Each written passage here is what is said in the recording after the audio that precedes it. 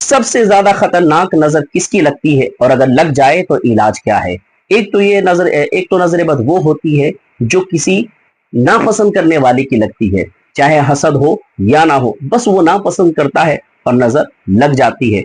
दूसरी नजर वो होती है जो किसी अपने की लगती है। बाज औकात माँ बाप की नजर औलाद को लगती है, इसलिए कहा गया कि माशा अल्लाह कह लिया करें, बल्कि हदीस पाक में है माशा अल्लाह ला कुव्वता इल्ला बिल्लाह पढ़ लिया करें, तो इससे नजर नहीं लगती। यानी माशा अल्लाह ला कुव्वता इल्ला बिल्लाह पढ़ेंगे तो नजर नहीं लगती। बाज औकात चाहने वालों की और यहाँ तक कि खुद अपनी भी नजर लग जाती है, इसलिए सेल्फियां लेने से बचे, कि जितनी ज्यादा सेल्फियां लेते हैं उतनी ज्यादा नजर लगती है। और तीसरी सबसे ज्यादा खतरनाक और शिद्दत वाली जो नजर होती है वो नजर होती है हासिद की, हसद करने वाले की। कि हसद करने वाला जो नजर लगाता है ये सबसे ज्यादा खतरनाक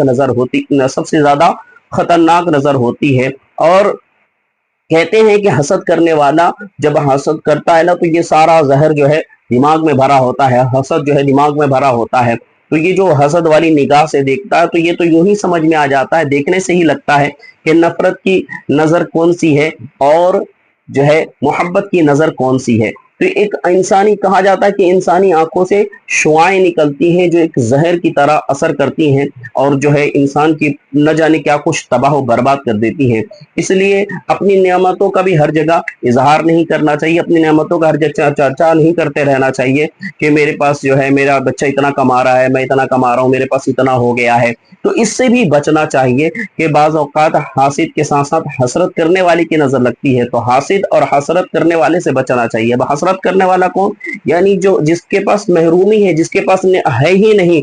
अब ऐसे के सामने अगर तस्करा करेंगे नेमतों का तो मतलब जो है फिर वो तबाही और बर्बादी होती है, उससे नुकसान बहुत ज्यादा होता है, नजर बड़ी खतरनाक लगती है। इसलिए पहले के उलमा ने जो है बाजार से खाने को मना किया। आप कहेंगे कि भाई बाजार से क्यों ना खाएं, तो पहले के उलमा ने इसलिए मना किया कि जो बाजार में खाना होता है इसमें जो है ना हसरत की निगाह पड़ी होती है, यानी ऐसे इंसान की जो उसको खरीद नहीं सकता, उसको खा नहीं सकता, उसको हासिल नहीं कर सकता, तो जब वो गुजर रहा होता है और बनते हुए देखता है तो हसरत की निगाह डालता है और चला जाता है।